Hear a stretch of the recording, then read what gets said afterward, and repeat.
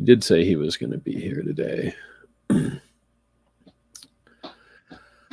Oh, but yeah, the blockchain crypto stuff. I feel like it's a whirlpool. I feel like it's a whirlpool. My bad. Yeah. Whoops! I had the stream going in another tab. Confirmed that my sound works though. Yeah. Hey, I did too, actually.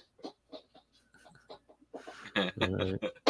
Well, there's... Yeah, hopefully not. Hopefully it's not like a toilet, like. You say it's like a.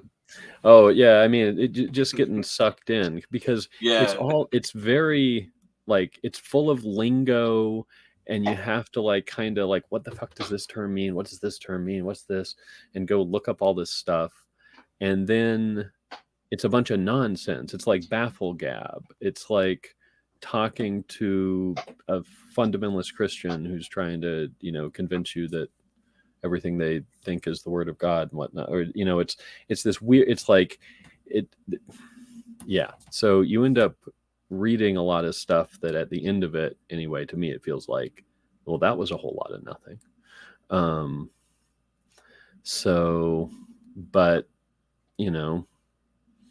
it's a topic. People are talking about it. And if you want to try to be a little bit knowledgeable, end up spending too many hours reading a whole lot of white papers and bylaws, which is what we're going to look at today, among other things.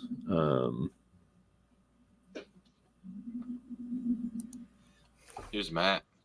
Hey. All right. So, Matt, out there in Colorado, yeah, which is the site of the site of something bad that we're going to talk about today. We're not not good. Something very strange that I hope it's not me. No, it's not you. Okay, good. Raul is here. Hey, Raul. Shout outs to Raul. Was playing bought a racing game. I have to admit, Steam is a problem. Like, this is a problem. I'm a bachelor. I work on my computer. I have to have a good graphics card to do video editing. Danger. Steam is a problem. But anyway, I bought a racing game the other day. I was thinking about Raul as I was zipping around the track and Arcade Retro Racer or whatever I was playing. There was some lawsuit against Steam or something, like class action. I didn't get your money, some money back. Oh, really? I mean, it's funny because actually, I mean, on the one hand, they tend to be like they'll give you refunds on stuff. They have very clear policies. I've never really had any problems with them. But on the other hand, it's like, wow, you have figured out the like addiction loop of, it's like, when you stand in line at the grocery store and they have all the little like impulse purchases next to you, it's like, that's what Steam is. It's just that like every time you do. Anyway, hey Raul, I hope you're getting in some laps sometime.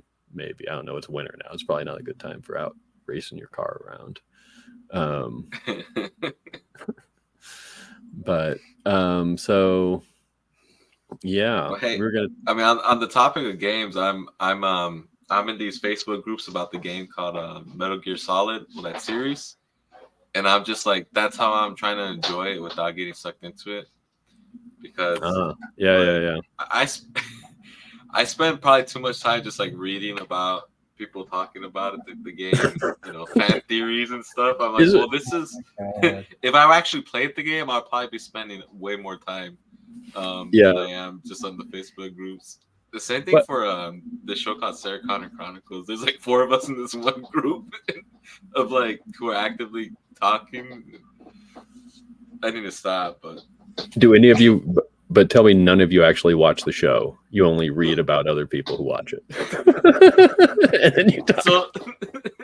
So some people they're putting up clips of the show, and it's funny because they're all like it's like recorded from their phone, so they're like low quality clips, and it's kind of like the same stuff over and over again. I kind of feel like I'm talking to bots, but every once in a while, like a fifth person comes in with a unique comment. So yeah. Yeah, it's funny that, I mean, modern media, like, yeah, I'm with you. I've also like read and listened to way too many people talk about like video games and stuff I never will play, not really interested in, but it's like, but what you're saying is kind of interesting. I don't know. He's got some interesting social commentary there. So well, for that one show, it's the Sarah Connor Chronicles. Shout out, that's a great Terminator show. Right? Yeah, Terminator. It's so good. That show is so good. Like, I've watched that show and so many times I'm like, this episode is so good. There's like on every Saturday or something, they have like a Facebook event or something to watch it together, and there's like a streaming like portal that you go through, but I don't know if it's a scam or not. So I've been staying away. Like, I don't know if you go in to hijack your computer or something. Which I guess that kind of that reminds me of the complexity though, which you're talking about this crypto stuff. Like, I want to jump into that, watching that stuff together, but dude, it's like I'm exhausted by how complex things have gotten with the internet and software, and there's just a lot of things I don't want to do because I have too much to lose by getting hijacked by a hacker or mouse software. I don't know if I told y'all, but earlier this year, I think 5 or 6 of my cards the information got swiped or whatever, so I had to shut down all my cards. Fortunately, I didn't lose a penny, but things are just kind of like too complex. I'm technology, high tech fatigued. Yeah. Oh yeah. Yep. Yeah. And on that note, let's talk about crypto. If we want to get even more high tech fatigued.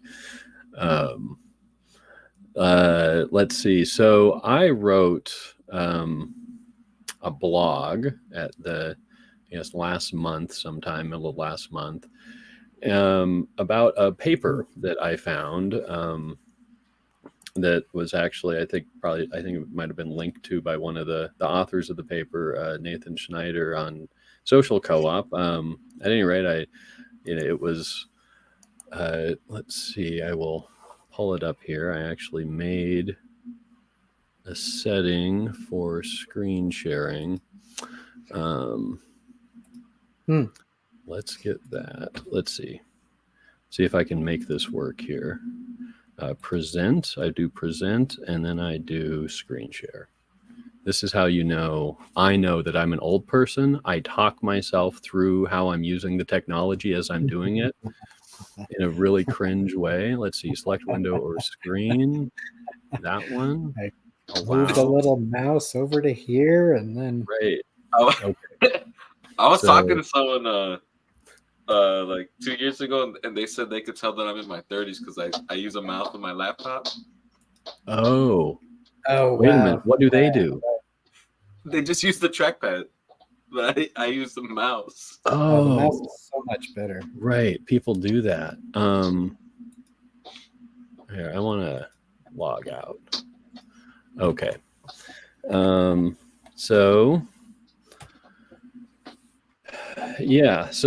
came across this paper called Toward Equitable Ownership and Governance in the Digital Public Sphere. Very kind of interesting title. Doesn't really it doesn't really tell you what's in the paper. What the paper is about, which is right here. We'll scroll down to the executive summary. So this is what the paper is about: increasing competition with big tech specifically by enhancing cooperatives with DAO tooling. So DAO is an acronym for Distributed Autonomous Organization, and it's a term for when people do stuff like organize on the blockchain, specifically on the Ethereum blockchain. It allows you to make these organizations of a sort. And I wrote another blog about that, and people can read that. I'm going to assume for right now that everybody kind of at least has some concept of what a DAO is, but if not, keep listening. You'll get one. So this is what they're talking about, though, is how co-ops can use DAO tooling. And in the paper, they go through these various ways that DAOs can help co-ops be more competitive, supposedly. One, they say, they talk about voting, right? Because people in the crypto world have been doing, experimenting with lots of different types of democracy, and so that's one thing. Apparently, the problem is, for me anyway, you can experiment with different forms of voting without using crypto, like quite easily, super easily, right? So not really needed. Don't need DAOs. Increasing member engagement, by gamifiling milestones, help members get their stuff done, autonomously track progress, reward people based on behavior. Again, all things that you can do without the need for any particular crypto. And this is kind of the deal for the whole paper. You can see the other ones: predictable compensation, patronage, organizational transparency, better accountability, improved capital formation. So the main problem, from my point, are you still hearing me? Is anybody hearing me? Yeah. Oh, That's good. my internet is very funky. I hear like a lag and a little bit of distortion on your voice. Hello? Yeah. Are we I still? can still hear you though. We're still on the stream.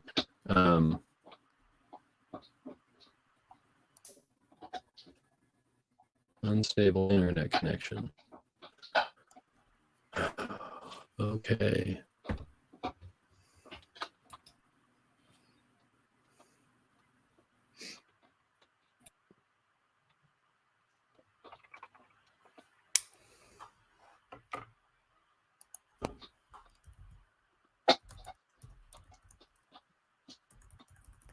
Yeah, I think you're all right. Okay. Chris, can you see me? Okay, Yeah. and hear me? All right. Way Okay, better. sorry. My internet out here in rural Montana was being very bad, I think, there for a minute. I think that's what's happening, although I'm not seeing Matt still. No, Anyway, still here. so here's so some people wrote a paper about how they think co-ops should be used for, or co-ops can use crypto tools in order to make themselves more competitive, supposedly.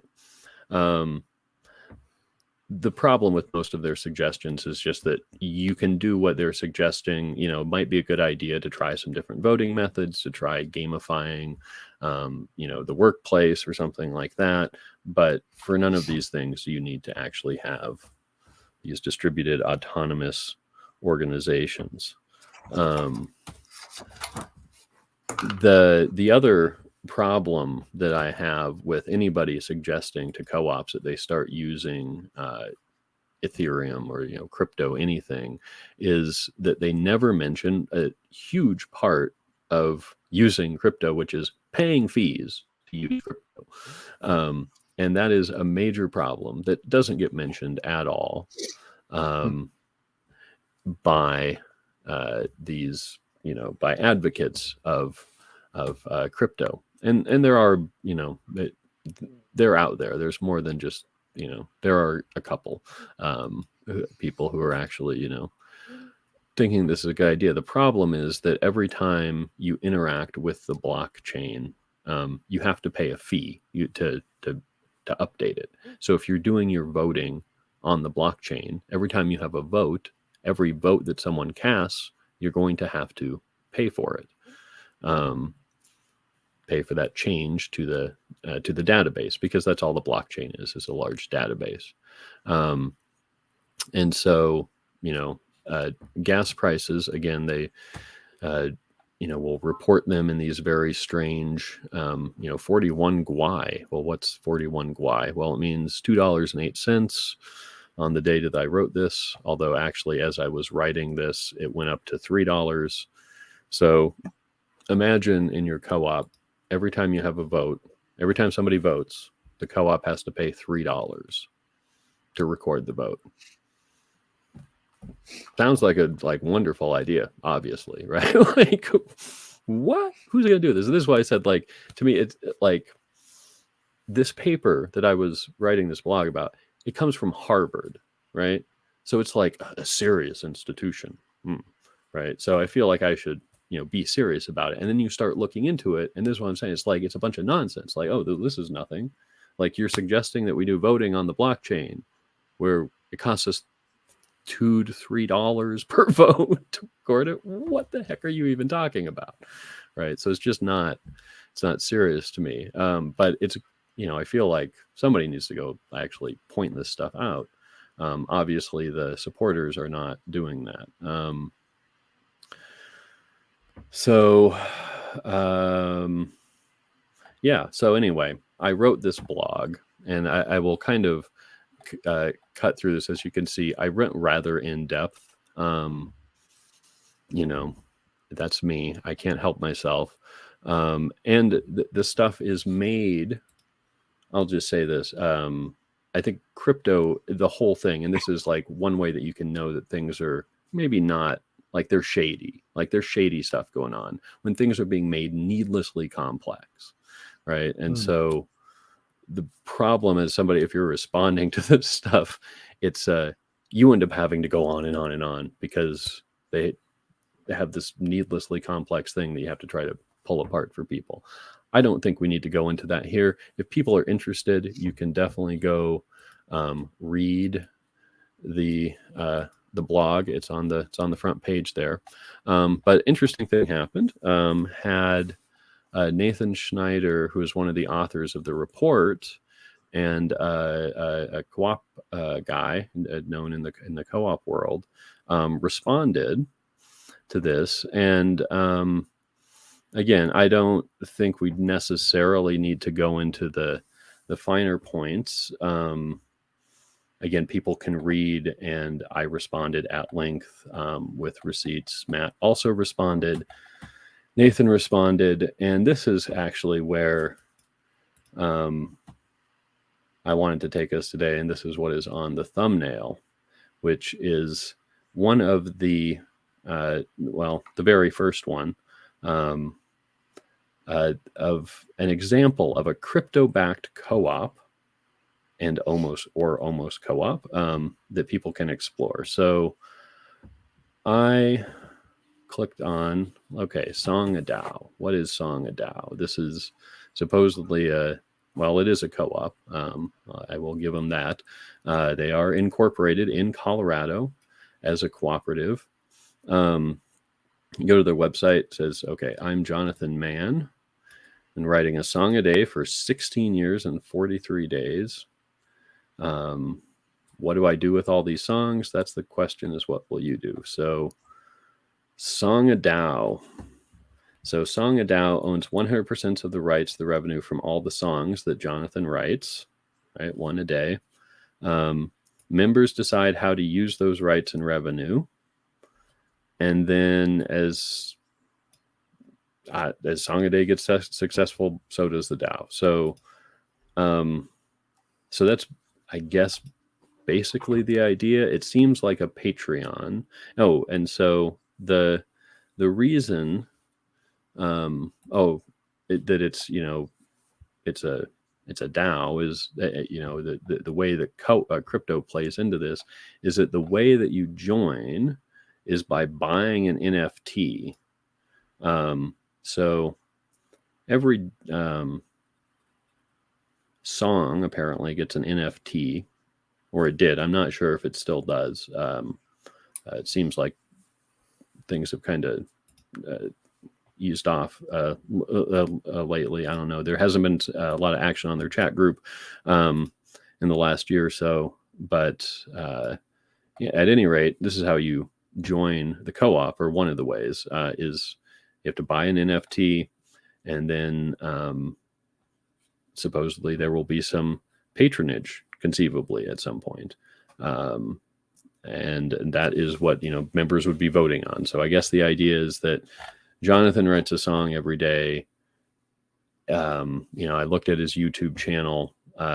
His songs, he does indeed post practically every day, if not every single day. And, you know, has in general between 0 and a couple hundred views per song. Some of them going up into the thousands or higher.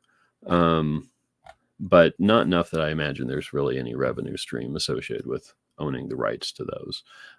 But it is, as you can see, it is as they say, it is an LCA, a co-op, a limited cooperative association. And they post on their website their bylaws. And let me see. So we have the bylaws, and this is where I think we really get to the meat of what I wanted to go through today.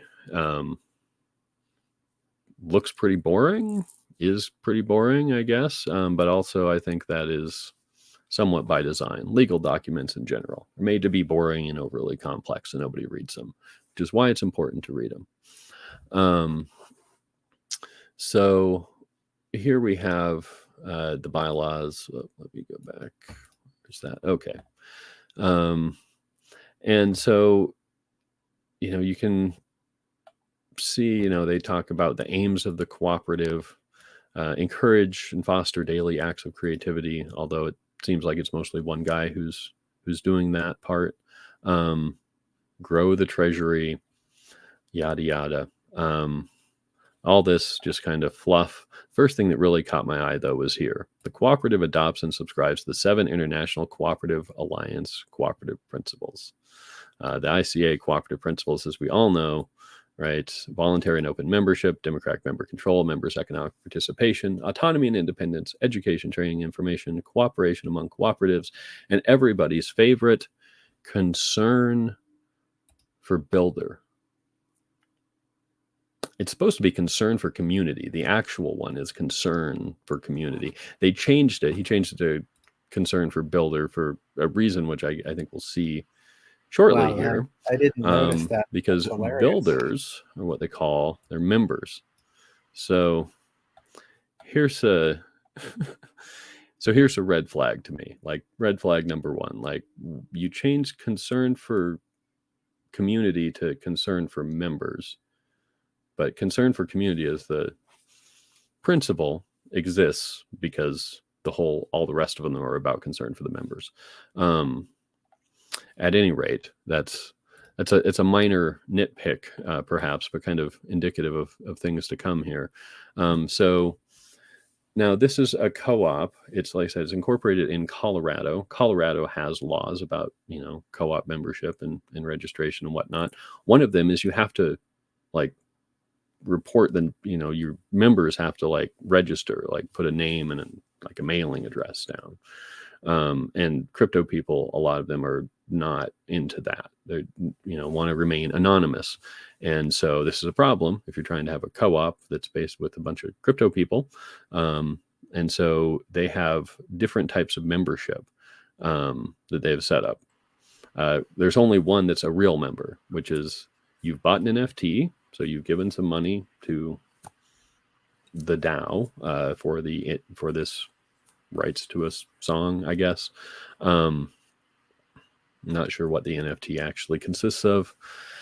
And in return, and then you have to send your name and address, your information, your identifying information to the co-op. If you do that, you're a member. You have all the voting rights, such as they are, as we'll see here. And then they have what they call voting members, which actually are members who have not registered, haven't submitted their name and address, and are therefore, according to the state of Colorado, not actual members. So they have definitely fewer rights in voting. And in fact, it kind of seems like they might not have any at all as we get down here. So the things that really stood out to me, and I screen capped it for the thumbnail there, and I will go down. All right, so voting. So here's when you're looking at bylaws, and yeah, I did actually read all of this stuff. It's just super. Most of it is,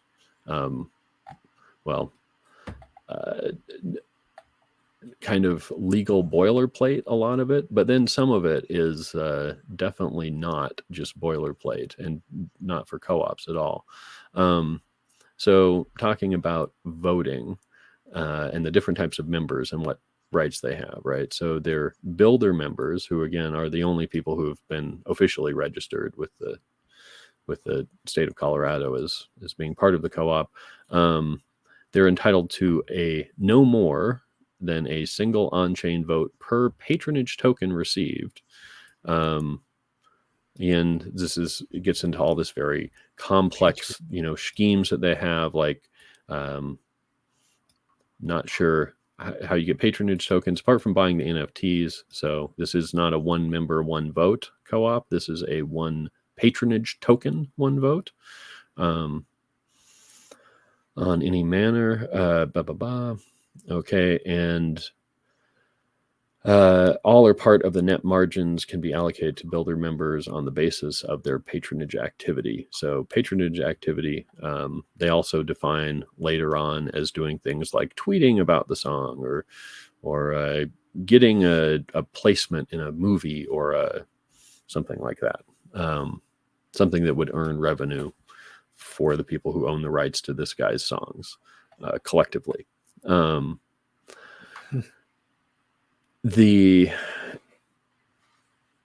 then it talks about the voting members. Wait. So at this point, though, is it just about promoting this person's songs, or can people be essentially like getting, as far as I can tell, cryptocurrency potentially, or money or whatever, for like benefiting from sharing their own music content?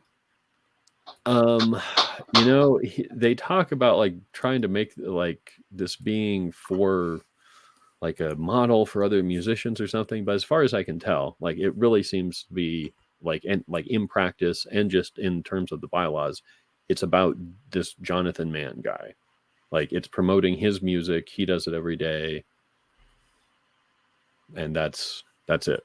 Yeah, I mean, to me, like initially, I was like, this is just a Patreon with more steps. It's like you're a way to give money to a guy who's, creating stuff. Yeah. Now, so here's a red flag. If you're thinking about joining a cooperative, an already existing one, definitely, you got to look at the bylaws. If you find this kind of stuff in the bylaws where it's like, okay, here's an obvious cut and paste mistake or something, I think, let's see, because he's talking about builder members down here or up here, right? And voter members. These are the two distinct types of members. So voter members voting, and he says builder members are entitled to no more than a single patronage vote held for patronage token. So that is, just this cut and pasted down there. It doesn't make any sense in this context because we're talking about voter members. Voter may vote on any matter subject to a member vote, including concerning treasury matters. Another big red flag. as in your spam emails, when you see really like egregiously bad English, probably, maybe there's like including concerning. I don't know. I guess it's not so bad. But it's poorly written. I'll say that. And it gets worse. It gets worse. I might be jumping the gun and looking for things right now, because there's some real egregious stuff here. Excuse me. So meetings. This is, an important thing for any co-op to have, is meetings. And so here we have in the bylaws a regular annual membership meeting. Let's see, and at all regular meetings, members and all lawful business may be brought before the meeting, regardless of whether it's been stated in the notice of the meeting. So this is something, again, like, to me, this is a red flag. As somebody who goes through documents looking for red flags all the time, this is like, okay, so what you're saying is that you can bring up business at an annual member meeting without notice. Like, you notified people there was a meeting, but you didn't necessarily tell them what was going to be discussed at the meeting. Like, that's, and you're putting it in there, like, regardless of whether it's stated in the notice of the meeting. So to me, that kind of language starts to, make my ears perk up a little bit. Like, oh, what's going on? They talk about special meetings, which is anything other than the annual meeting. I take it from the bylaws. Wait. So special meeting, Called by the different from the regular meetings too, or there are no regular meetings?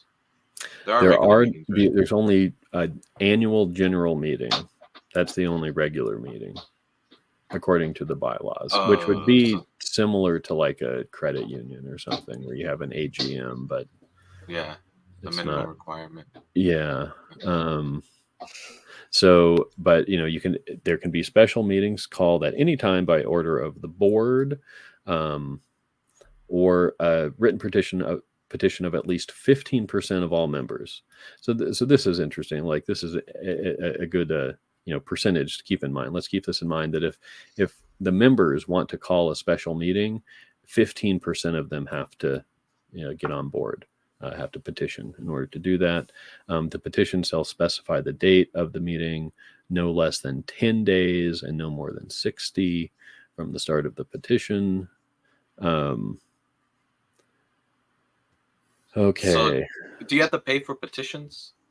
Is it a crypto thing? No, it doesn't. It doesn't actually specify anywhere in here how you would do a petition. They do have like a platform set up for doing like straw polls of their members, but I don't think there's any clarity on how the members would actually petition for a special meeting. So voting for petition might be one of the freebies. Right. Let's see. And okay. So here we go. Written notice of a regular and special meetings. Okay. So first, so we've got to, again, there's this distinction that they make between, like, there's the members, or they will also refer to them as the patron members, or just the members, which seems to include everybody, i.e. people who have bought an NFT and sent their information, their identifying information in, and people who have just bought an NFT and not sent in any info. Only the former are, officially recognized members. The co-op, though, does recognize the others, but they keep going back and forth. Like, so it's saying written notice will be sent to the last builder email address of each member. Well, you have members who aren't builders, so it's a little bit confusing there. Anyway, no less than 10 days before the meeting. Again, and I'm pointing that out just because to me it's another instance of like sloppy document drafting, right? Like, if I was going through this with a group of a co-op, it would be like, wait, we gotta clarify this. is it every member's email address? Then why are we saying just builders? That kind of stuff. So at any rate, you got to get 10 days notice. But then we get into some kind of crazy stuff. This is, to me, this is where like the red flags are just waving all over, like huge. Waiver of notice. When any notice is required to be given to any member of the cooperative by law or under the provisions of the articles of these bylaws, a waiver thereof shall be equivalent to the deliver of proper notice, provided such waiver is in writing, signed by the member entitled to the notice, whether before, at, or after the time stated in the notice. So first we have setting up for, it's saying, saying like you can, even if, we're required to, the co-op is required to send you notice, you can sign a waiver. You can sign away your rights. So, that's like why. And then I'm wondering, when I read this kind of thing, my initial thought is, oh, I wonder if when you sign up, they just try to get you to sign that waiver just to like make things, easy. You mean I have like no idea, but yeah, I mean, to me, like when I think of the waiver of notice, I think of well, two things. One is it's just like less paperwork, less stuff to keep track of, less people you got to talk to, even if it's just to say yes or no to a simple question. Mhm. But then the other thing it makes me think of kind of like, it reminds me of a conversation I had with the credit union recently, my credit union. This kind of like expectation in certain groups in many groups that people just aren't going to participate, Mhm. and just kind of like perpetuating that, which is an interesting thing to talk about too, like that those expectations that exist in groups. Anyways, go forward. So I mean, and this it's interesting. I wonder if they got some of these numbers when you mentioned credit unions. I was like, oh, wait a minute. I wonder if they got that from a credit union thing. But at any rate, next red flag, this is a somewhat minor one, but the next one to me is really kind of big.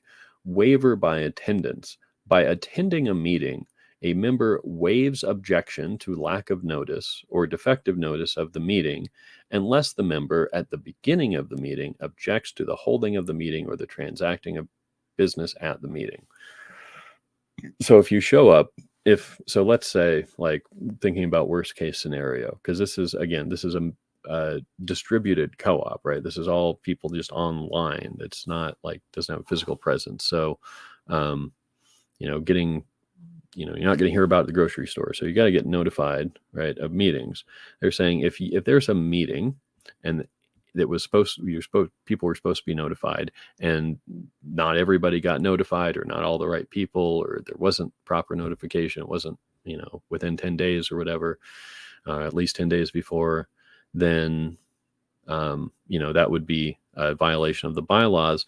But if you show up to a meeting, you can't object to, hey, we shouldn't be having this meeting because, we didn't get adequate notice, unless you do it at the beginning of the meeting. And you also, so again, to me, it's like, why are you putting this in here? It seems to me, and perhaps this is because I have had some rather traumatic personal experiences with people who do this kind of stuff. It, like, I'm reading it and I'm thinking, is somebody like trying to set up how they can do some shady shenanigans?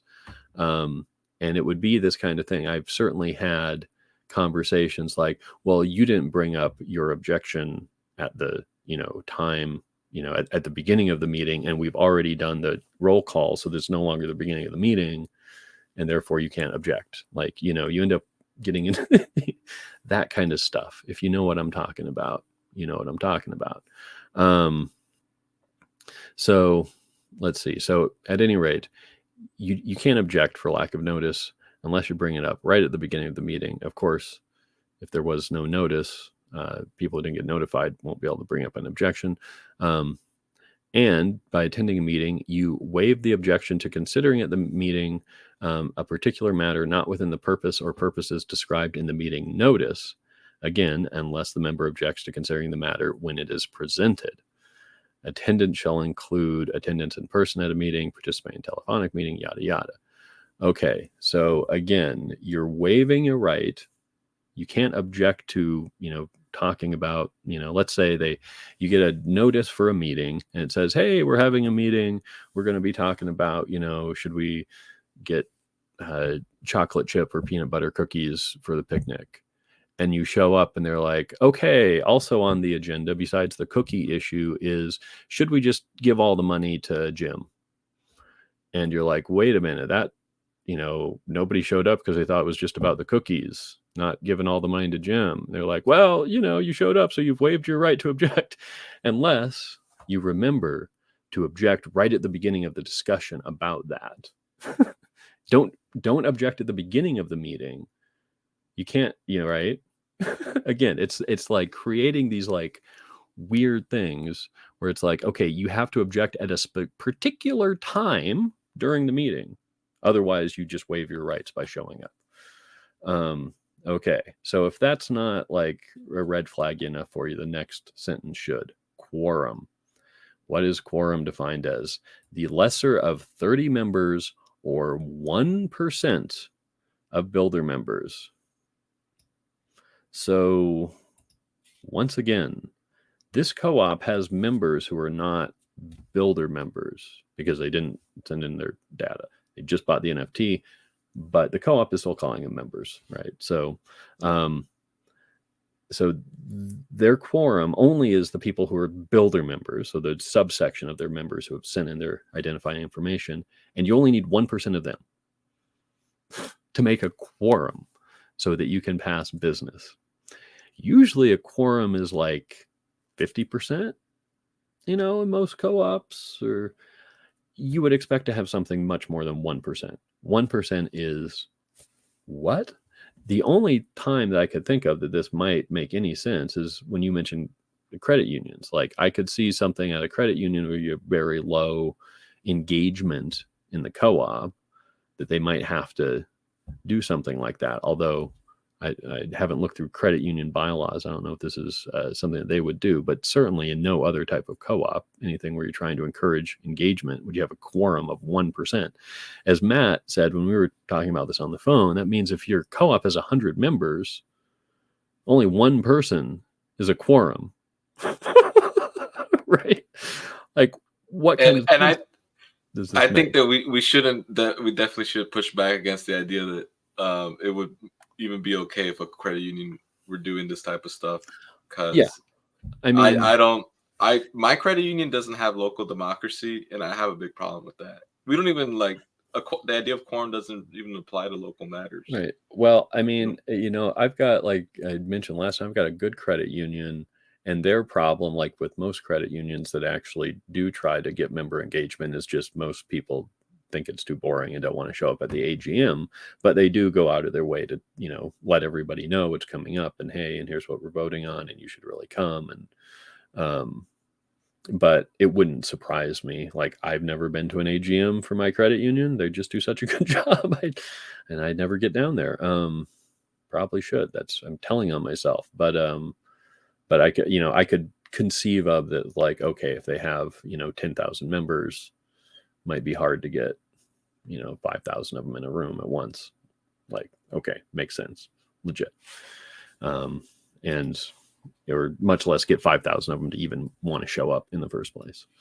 So I could see that, but yeah, I think you're right. Even with the credit union, like it does bespeak some problems. Like, so at any rate, so 1%, they make a quorum.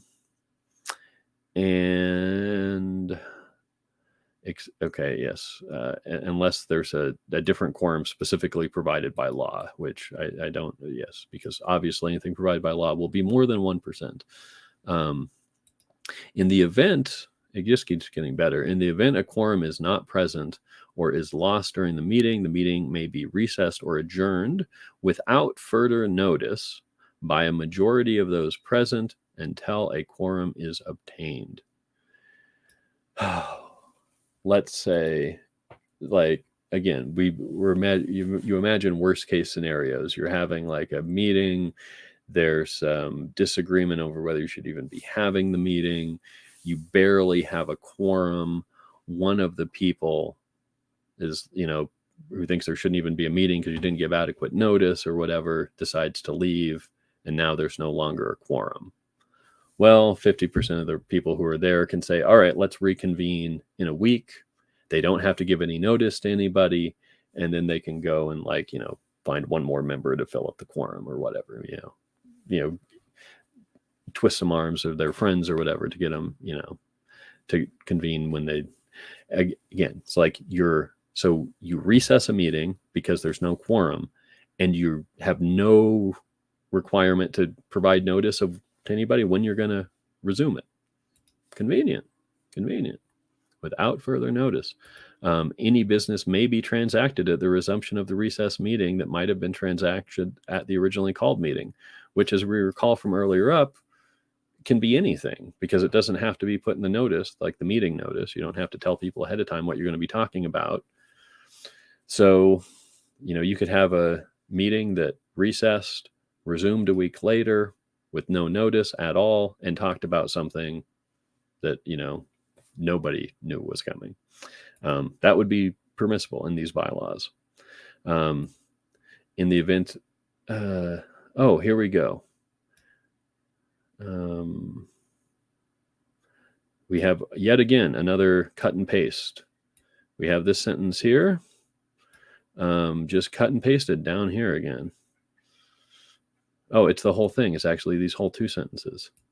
So once again, just like a tip from a former consumer advocate and a guy who looked through documents and stuff, because it's like, when you see stuff like this tells you that the person who put it together is not serious. And it's maybe if it happens once, but when it's repeated, even just the typo stuff, that should be a red flag. I mean, if this is a new co-op and you're working on putting it together, whatever, but it's this is the publicly available bylaws on the website. There's a spot in here, I don't know, I might have scrolled past already, where there's a footnote from the lawyer. I assume it's from the lawyer in there. So it's somebody did a poor job of lawyering these. But you should take that as a red flag, right? It's these are supposed to be finalized documents, legal documents, and they have these obvious typos in them that anybody just reading them through would catch. Besides the egregious actual terms. Okay. Well, I think I will stop there. I don't know what happened to Matt. His camera has been blank the whole time. Oh, is he coming back? I spoke his name. Is he going to appear? Matt's been there the whole time to me. Yeah, he has. I just don't see him. That's weird. Huh. Okay. Well, I've been blabbing here. Matt, do you have anything you want to add? Because I want to check out their articles of incorporation for one last big red flag sesh. But anything before that? Yeah, I mean, no. I mean, I think that the main. Can you hear me? Can you hear Matt? I don't hear Matt. Yeah, I can hear you, Matt. Wow, Josh is just okay, this is totally weird. Not in his universe.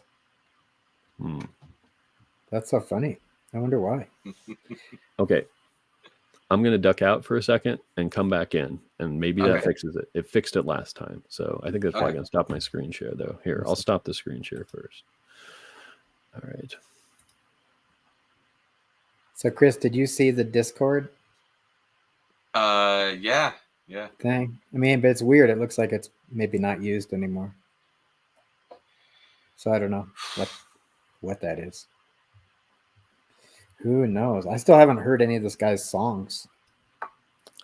Oh my God. Do you want to listen to some songs? No. I mean, no, not really. Maybe later. Jonathan Mann. What if they're that good though? Right? That good. Right? Can you imagine? Here's what I'll say. the man obviously has some musical chops. I mean, he's been writing a song a day for like 5,000 plus days, so he should. He plays guitar. He obviously has some music production, a little bit of knowledge there. The songs vary. Some of them seem like, I mean, they're about crypto, so I'm like, ugh, cringe, eye roll about the content, but it's like, okay, I mean, you came up with the song, it's kind of catchy and whatever, and sounds like music. And then some of them cryptocurrency are like cryptocrats, or what type cryptocurrency. Yeah, all cryptocurrency stuff. We're going to the not moon, about the Illuminati. yada yada. Yeah. I mean, if it was about fighting the Illuminati, then maybe I'll listen in. Cryptography. And then some of it, is just him strumming the guitar and like improvising. I think a lot of them, the recent ones, seem pretty improvised. And I don't like want to shit on the guy too much. Like, I don't know to what degree necessarily any of this is like from ignorance and not knowing any better, and what degree it is,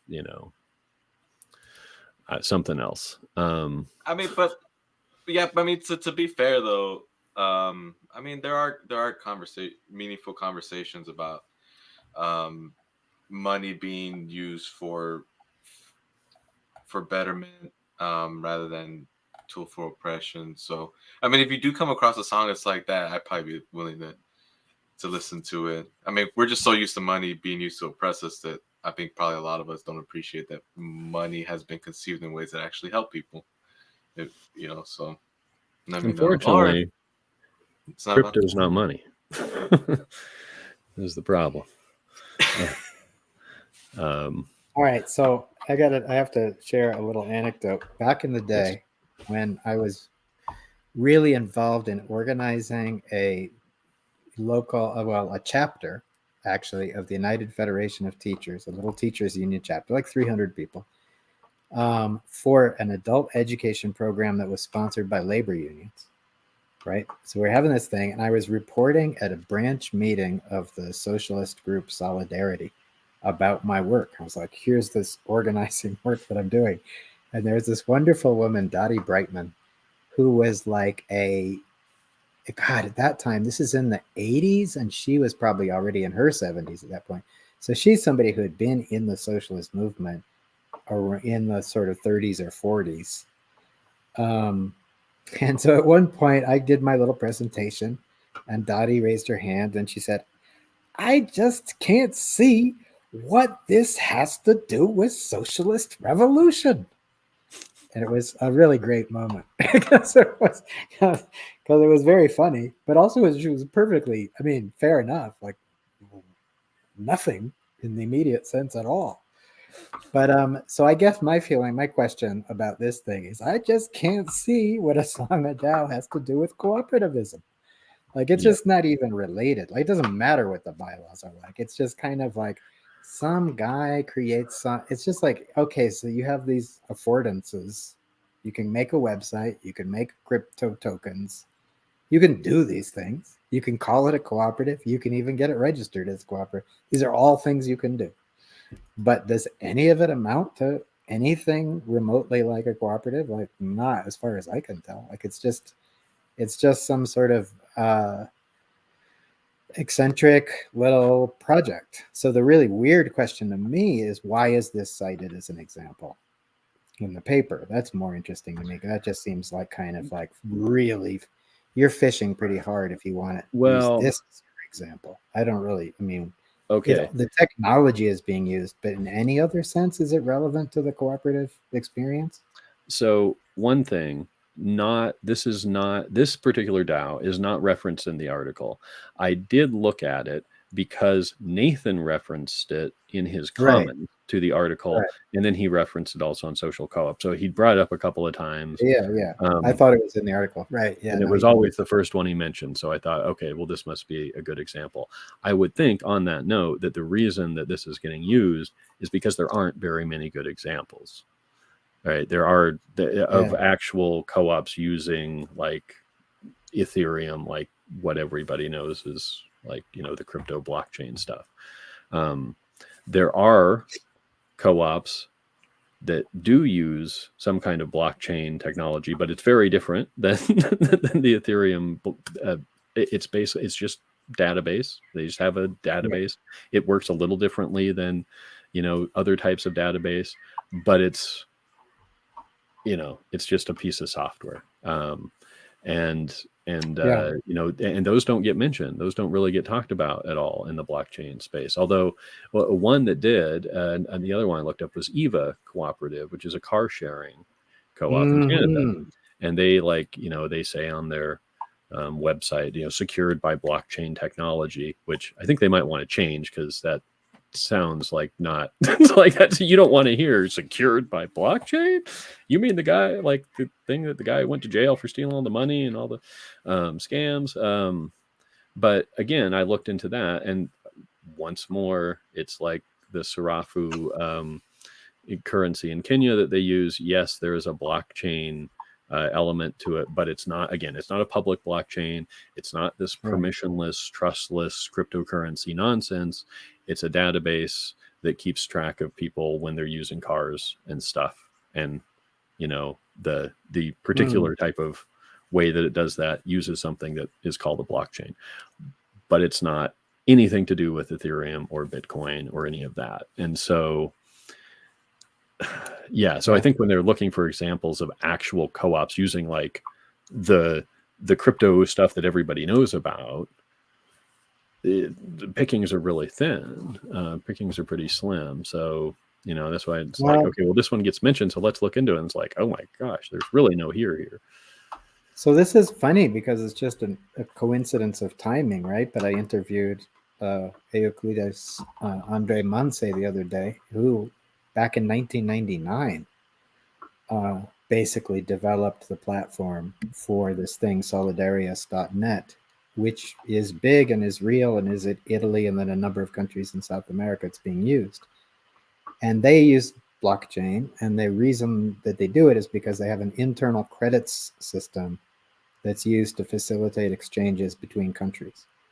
And it's also because the concept is that the concept of the network is that as much as possible and increasingly, you want your economic activity to happen in the network. So anything that you can buy within the network helps build the network. So if you're using credits, that's one way to do it, because everybody within the network is able to accept them. So that, it's crazy. Like that would be a really, really good example to study for this instead of these other ones. The other thing that this reminds me of, which I think I mentioned before to you, Josh, is that a couple of years ago, maybe a few years ago, there was a guy in Colorado who was developing a sort of online farmers market type of platform. And he had written this white paper that then he really buried. Like I had seen it once, and then it took me forever to find it the second time. It was really buried in his website. But the crazy thing about it was the whole concept of the farmers market deal was that every transaction would be cash converted into tokens. And then farmers could cash out the tokens, but everything had to go through that step. And the only thing I could make sense of it was that the tokens you could speculate on the tokens. So the whole purpose of this was to see if the value of the tokens would go up. So then this seems like the Song of DAO thing seems very similar. It's like you buy the NFT. The only conceivable reason you would do that is if you thought you could sell it for more later. Mm-hmm. So it's just speculation. It's just gambling on what might happen to the value of those assets that you're buying, right? And the tokenization is really creepy because it's super, super speculative, right? Yeah, that farmers market example is just like, it shows the absurdity of it, because anybody would think about it like, why don't you just exchange the cash? Like, it's just the money to the farmer, and he gives me the stuff, and we don't need the tokens like, normal. Why do we do this extra step? And I think, there's the speculation. There's also just, I think, fees. because there's always a fee. It's always going to cost Right. something. Somebody's going to get paid to take the money and give you the tokens, and then take the Right. tokens and give you the money. Right. And the whole point of the system is so that guy can get paid for doing that. It's the typical middleman stuff. I remember my grandpa, when they were doing the union contract at it was at General Motors, that there was this this is, I think, in the 60s or 70s, the company GM, they wanted the workers to get paid every 2 weeks. And they found out that the reason for that was just because there's this like middleman thing that happens, and some other people make money, and they're like, nah, don't mess with us like that. We need our money this week. Like, no, don't give any reason for delay. And right. Yeah, so like those workers are like, they didn't like that idea of like this middle person interfering with the relationship between them and their pay. But they're Totally. the intermediation Right. again. Mm-hmm. Yeah, it's funny. The really great counterexample is the Open Food Network, which is the one that I was kind of organizing to try to get people to adopt, which I still am supporting. But they don't handle money at all. They don't want to handle money at all. OFN doesn't deal with your transaction. They just run it through Stripe or through PayPal or something, so that they don't have to manage the money or hold it at all. And so it's a completely different business model. They're not interested in that, right? But there's a huge potential for like, yeah, of course, if you can get the money in and then hold on to it and invest it. And a lot of investing, which is interesting in bank, when you put money in the bank, there's these incredibly short-term investments, right? Like the money's constantly moving and being invested on very, very short-term stuff. So it's like, yeah, the more somebody has, the longer someone has your money in their hands, the more they can use it, make some more money off it. Mm-hmm. Mm-hmm. I mean, I wouldn't have a problem with that if there were meaningful consent and it was stated, hey, this is what's going on, and you may or may not get a portion of the money, right, of the profit or whatever is getting made. Mm-hmm. Yeah, and I mean, so we wonder, like, okay, well, why would people buy into this? I think it really is, from looking through their chat group that's also public online, a little bit, it seems like it's a mix. Like there's some people who like, oh, cool, creativity, and they're into crypto and they bought an NFT, and then there are some people, like the only time people mention like getting a return, they're always like, in theory there could be a return at some point. So they're all seem pretty aware, but like, a lot of sort of maybe not super well thought out ideas like this, like their chat group. I mean, it hasn't had a post in like since May of last year, and you can see like going through the timelines, like, oh, there's 15 responses to this one, and then there's 5, and then there's 2, and then there's just Jonathan 0 saying, hey, can maybe we should like pay me back for all of the gas fees that I had to spend, which again, something I pointed out in my article, like before, and then today I'm like, preparing for this, and I'm like, oh, well, here's Jonathan saying, look, I spent 9 point something ETH, which is like $18,000 in gas fees. Yeah. Jesus, Mary and Joseph.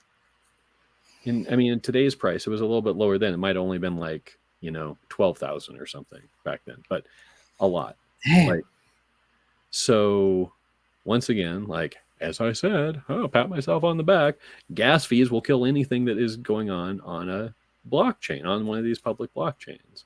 And so, yeah, really, and the thing is, it's like this technology, if it were, people actually were like, being real about it, it would be something like Rust or SQL or C++. It's a programming language that people who are dorks into programming, they know about and they care about, and they're super like, oh, they'll argue with each other which one's the best and this is so great.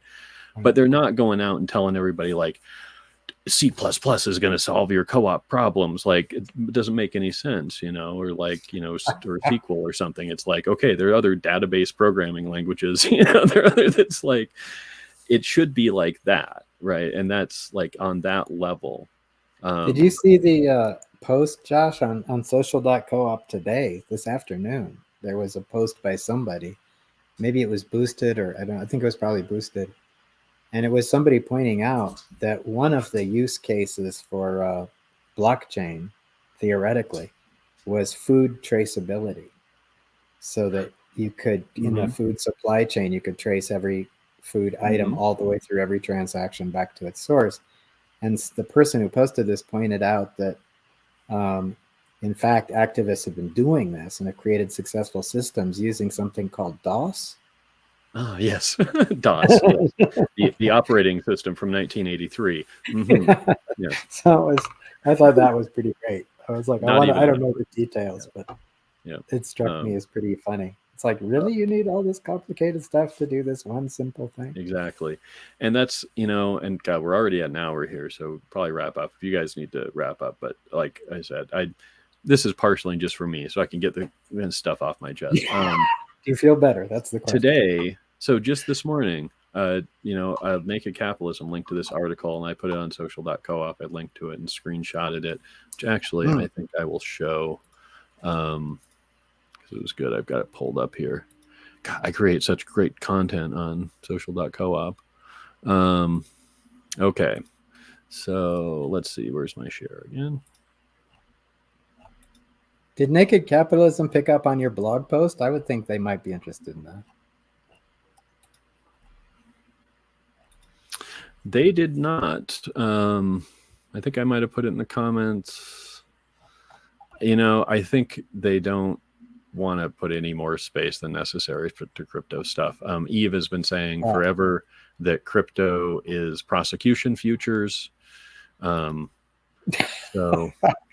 love it. Prosecution futures. That's pretty funny. All right. So here we go. This was before the whole what was it? It was last year, this year? Yeah, no, she's been saying that for like, God, 10 years now. Yeah, so this is from an article. This guy, Tim Bray, he's an engineer. He's a computer engineer. He was like consulting for AWS, Amazon Web Services. It's like cloud services that kind of everybody on the internet uses. And they asked him, one of the big guys at AWS, this guy Andy, comes in one day and says, people are asking us about, all these leaders are asking me what our blockchain strategy is. This is in 2016, mind you. They tell me that everyone's saying it's the future, the platform that's going to obsolete everything else. I need to have a good answer for them. I'll be honest. When they explain why it's wonderful, I just don't get it. You guys go figure out what it is for us, right? And so their engineering team, they do some research, they come back, they say, we think it's mostly BS, but we'll look harder just in case. And then what do they find? They find actual working applications of blockchain were really, really hard to find. Right. There's plenty of them that are all being offered. If you look, their customers get, stories, they get pretty vaporous pretty fast. And the interesting thing is when they went and talked to a bunch of, these big tech guys, because, this guy from AWS, he said, these, CTOs and people are coming to me and want to know about, blockchain. And so they go and talk to these, big CEOs or CTOs, chief technology officers, chief industrial officers. And they ask them two questions. What is it you want to do? And how does blockchain help? And, they have lots of good answers for what they want to do. They could all make use of ledger-like data structures, cryptographic hashing and signing. But why did they need blockchain? Severe lack of clarity on that. And so, that he said the key moment came at one point. They asked this CTO after he'd, given them this presentation. One of the engineers asked him, all these systems, are there any that wouldn't work without blockchain? The guy didn't even hesitate. No, not really. That was about that. Right. And this one include, because this is hilarious. I just have to share the Accenture part with somebody. So then they go to talk to some people from the crypto scenes that obviously is not very helpful, because mostly they're concerned with avoiding government regulation and contract law. Also something I have noticed in my delves into crypto world. And then they also mentioned that the Australian Stock Exchange was going to be, using it, and that's a bunch of serious people, and they've even got Accenture behind it. Well, the Australian Stock Exchange gave up on their blockchain stuff a year and a half ago, something. Open Collective stopped accepting crypto, I think, this year. Yeah. I mean, not surprising. Again, it's like the fees and the headache, and then it's like, and it turns out it's not anonymous, and it's not actually all that decentralized, and you could get hit with a major tax bill, which is another thing that the Song and DAO guy found out. Is that when the price of you get paid in a cryptocurrency for something, where you get a cryptocurrency, and then the price of that cryptocurrency goes up, that could create a taxable event for you. Now you got a bunch more money, you got a bunch more value, your bank account is bigger, as it were. So the IRS could come looking for a chunk of that. So not surprising. It's just part of you have this asset that the value is fluctuating all the time. Capital gains taxes, right? This is what you got to worry about. You don't have to worry about capital gains taxes when you accept payment in money. So yeah, it makes sense that people would stop accepting it. But yeah, I think 10 years ago I was looking into crypto, and I like the whole anonymity thing, but it seemed like maybe I wasn't tech savvy or something, but it kind of seemed almost like you had to really jump through hoops to access it anonymously, because it was like, by that point, like, I think a lot of stuff was like you had to give your identity and stuff to get access to the exchanges and stuff. And I was like, all right, well, never mind. Yeah. Don't ask me why. Right. Oh yeah. It's ridiculous. And then, but it's funny. It's the same kind of stuff that you'll hear to everybody. And it's like, and again, I feel like it's kind of trying to do a public service, like, be aware of how hype works. And, just because, there's people with big money and they say it's the future, but then it doesn't actually make sense to you. And it's like, you point to the Australian Stock Exchange, and, they've got, Accenture is helping them, big accounting firm, which just, is hilarious if you know anything about Accenture, because Accenture used to be named Arthur Andersen, and they were famously the accounting firm for Enron, right? They were the accounting firm that helped Enron pull their scam off. And then after, that, they had to do some PR, and they changed their name to Accenture, or as my friend Chris and I used to say, ass enter, like, it's like, but Accenture, So we're talking fake business here. This is a term for and so fake business. And this kind of thing, but it's typical. Like, just because people have a lot of money doesn't mean they're smart. And when somebody's that just to me was hilarious. This has got to be real. It's got to be legit, because Accenture is involved. The people who are involved with the one of the last big scams of the last century, they're also involved in this. It's got to be. They're for real. So I think Josh, you got two. To my mind, there's sort of two issues or two questions that would be interesting to pursue. One of them is, what's with this fascination with technology that just keeps coming back again and again and again among people in the co-op world? Because there is this niche thing of people just really, it's not just the co-op world by any means, but there is this kind of fantasy world where somehow these things are going to magically really be well suited to each other. But the other thing is the Uniform Cooperative Limited Association Act in Colorado and a number of other states. These things they're purely intended and designed to allow investment capital into the world of co-ops. That's what they release. They take away the obstacles that used to exist to investors becoming voting members of co-ops. And it's just designed to create an opportunity for investment and, extraction. And on the co-op side, people really like to talk about, but co-ops need money. Co-ops need money. They need capital. They need capital, as if these laws were designed for the benefit of co-ops. But I don't think they were. But in any event, that would be a good question to examine. Like, do we really think these laws are aimed at benefiting co-ops, or are they just aimed at creating yet another place where you can possibly invest capital? Because capital is always desperate to find a place to Right. be invested, right?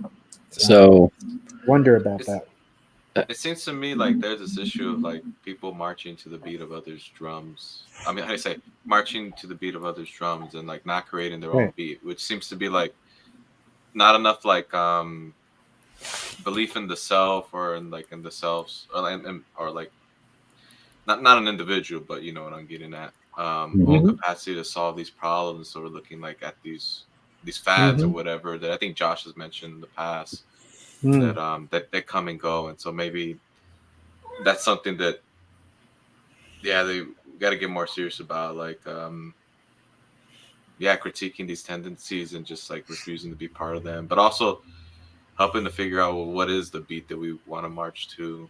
um Right on. yeah. Yeah, that's exactly what I was going to say, Chris, like with that, about the laws and what's the purpose and who are they serving, like the question, and I don't know the answer to it, like much to my shame, but who made the laws? Who wrote the laws? Who was in the room, right? Nothing Oh, about us without us is for us, right? Obviously. So great who came question. up with these? And now, Duh, of I course, should know that too. there's a legislative process, which means that to some degree, it kind of doesn't matter. I mean, it does matter who writes the legislation, but whatever gets passed is going to be the end result of a committee process and a floor process that could add, could rewrites the, add amendments, could rewrite the wording of the bill. And so, I mean, on some level, it's important who the bill authors are, but anytime you're going through the legislature, you are at the mercy of whatever the legislature decides at the end of the day. Um, and to answer your first question about the co-ops and the like techno utopianism, I think it's mostly just we live in a society that's got a lot of techno utopianism. It's we're just taught that that's what has made us great or whatever, and why we have apparently such wonderful lives now. Um, and so there's like always people who are just the into the sci-fi stuff and want to make it real, and some of those people are in the co-op world. But as I was saying to Chris when we started, I kind of feel like this is kind of like getting sucked into a whirlpool for me that doesn't really matter practically, because I don't actually see a lot of co-op people like trying to pick up Mm. crypto stuff. I do see crypto people trying to like co-op language and like say, oh, we're going to do co-op stuff, right? And so partially it's like, am I only arguing with crypto people, which I don't even really care about? But So, just a little update. I quickly did a search, and it turns out that part of the answer is it seems like it was big agricultural cooperatives that were looking to get into value added production, and that required big investments of money. And so they were the people who started a commission to explore amending the laws in order to allow for outside investors. So it may have very well, I may be wrong, may very well have been a co-op originated thing. Although, but I mean, not all. There are lots of different types of co-ops, and sure, yeah, those producer particular co-ops types of co-ops, producer co-ops are not known for their necessarily I don't know. I mean, liberal even leaning. ordinary people make big mistakes too. I mean, Yeah. well, we should never be afraid of like criticizing our own mistakes or evaluating. Oh yeah. Oh, for sure. But no, I mean, I think I wouldn't want to get sucked into it if it's not really a thing. But I am very interested in the whole being vigilant about this, high tech utopianism, and even like, man, technology is changing so much that maybe like what's regarded as high tech might not encompass enough of the technology that I'm very cautious about. That Like I was talking to somebody else earlier, like, dude, I think a lot of like the ecological stuff that socialists and cooperative people talk about, I think is baloney. Like I don't think it's real, and I think that's probably something that we should probably get more serious about and be more like sincere about. That these eco solutions that we're probably just lying to ourselves. I don't know what's eco, um, and a lot of it's around this tech, the high tech and other forms of technology. Mm-hmm. I think it's, yeah, I don't know, but I do appreciate like having these conversations that allow us to just question tech. Um, Yeah. Including even questioning the whole YouTube thing and like, Oh yeah. because that was something Mhm. we talked about in Co-ops Not Cages too.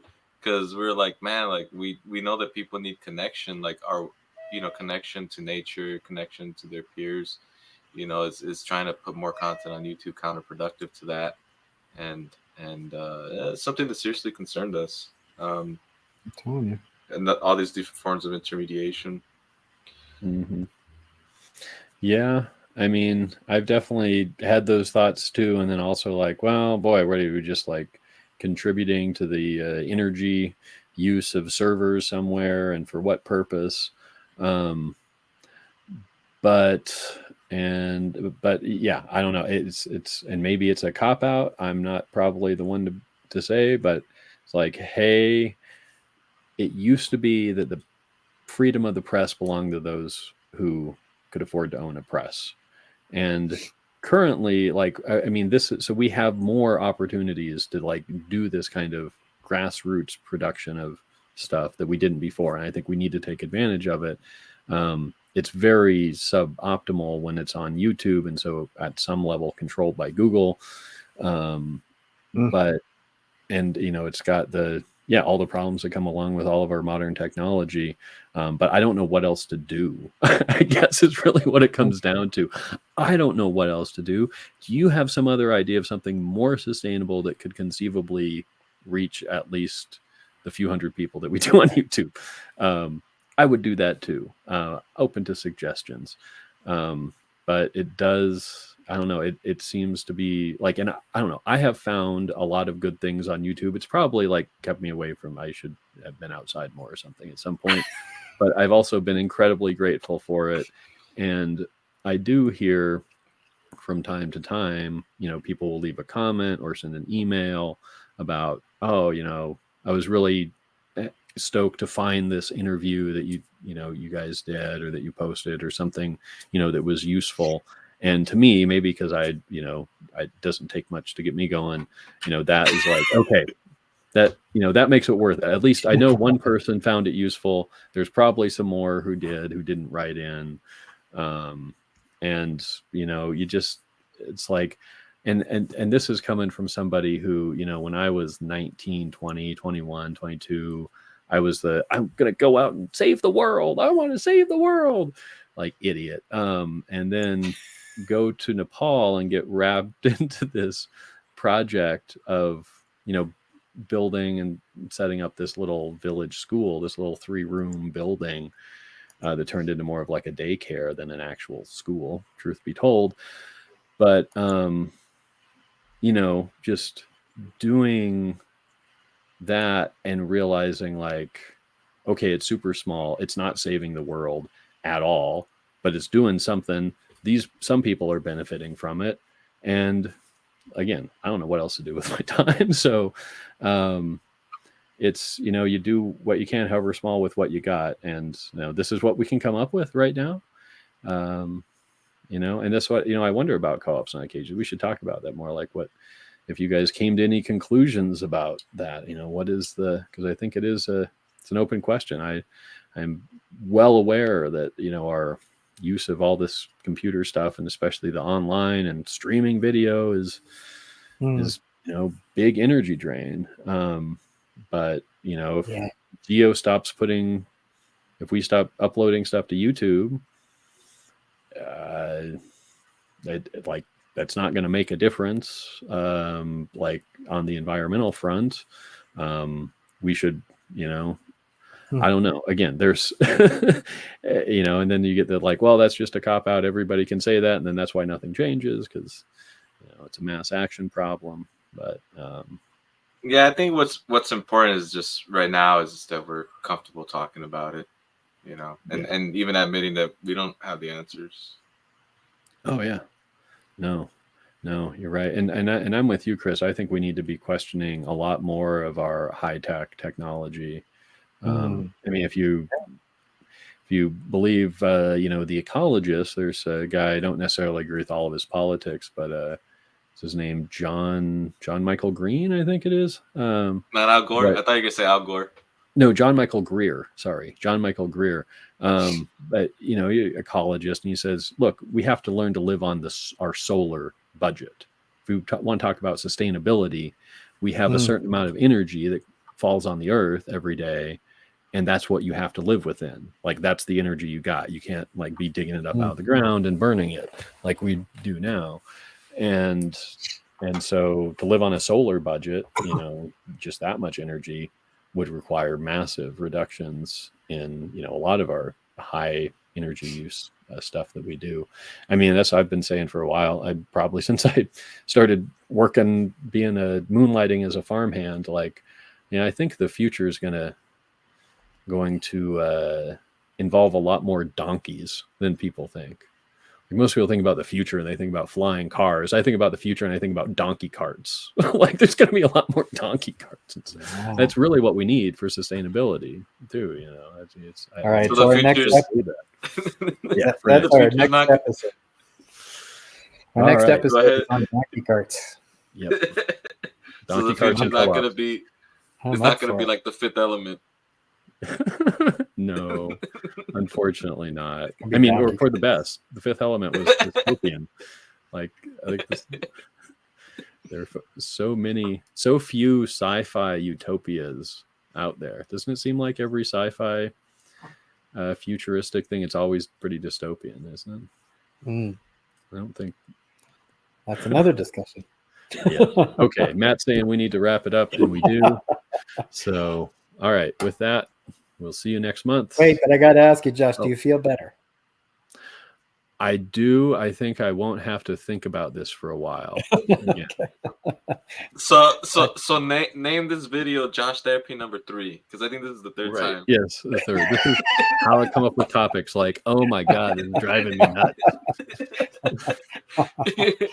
And that's okay. I mean, that's okay for me. Like, man. Yeah. Yeah, and we get an episode with just me ranting for 50 minutes. Okay. Josh ranting number 10. All right. Yes. All right, guys. All right. Good night.